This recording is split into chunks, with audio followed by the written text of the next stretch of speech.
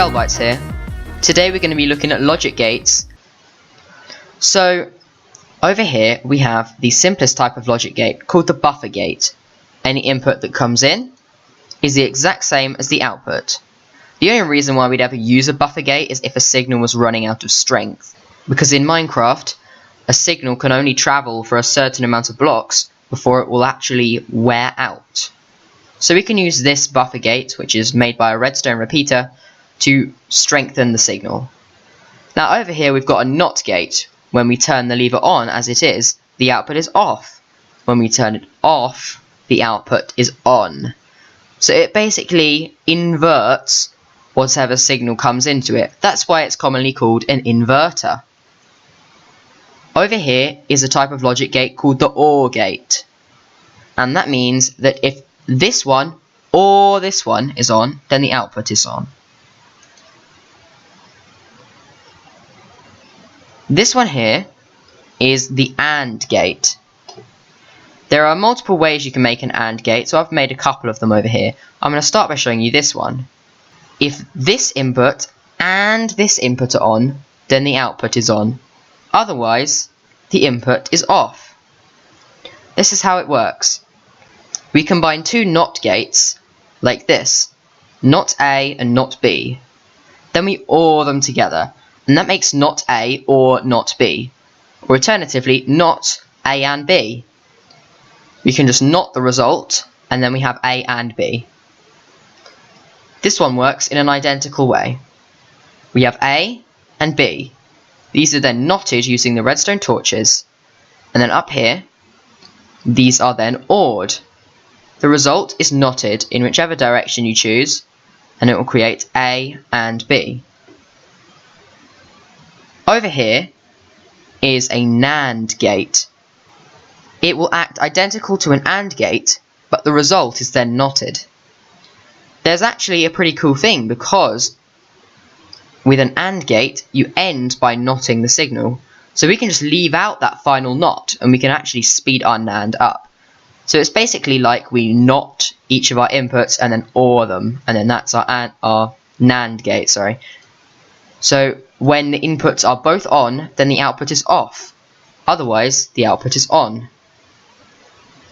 Here we have a NAND gate, again, an alternative implementation, just like that, just the same as before, works the same way.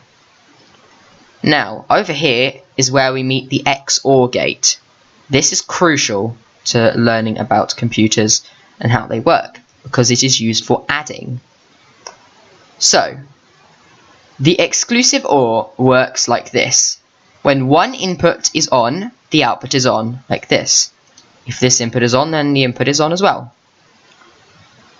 But if both are on, the output is actually off. So it sort of works like a difference operator. So like, if this one is different to this one, then the output is on. Like this, or like this. But if they're the same, then the output is off. The way it works is like this. First, the inputs are knotted. So we have these blocks that have the power of NOT A and NOT B. Then they're ORed using this piece of redstone dust, which has NOT A and B.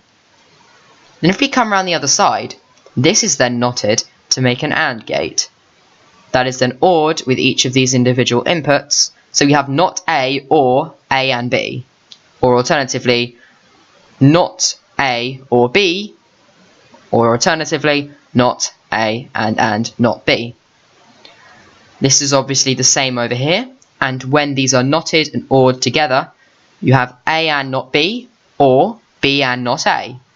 And that is A XOR B. Over here we have an alternative XOR gate, and it's one wide, which means that we can use it for circuits where we have a limited amount of space. It works the same way as the other one, so if one input is on, then the output is on. Otherwise, the output is off. This works actually in a really complicated way, so I haven't tried to add signs to detail how that all works, but if you really want to, you can take a photograph of this circuit or a screenshot, and you can have a look at it and examine it in closer detail. Finally, over here, we have this gate, which is the XNOR, or the equality detector. And it's basically the exact same as an XOR, except the output is then knotted. What this means is that if the inputs are the same, the output is a 1. Otherwise, the output is a 0, as you can see here.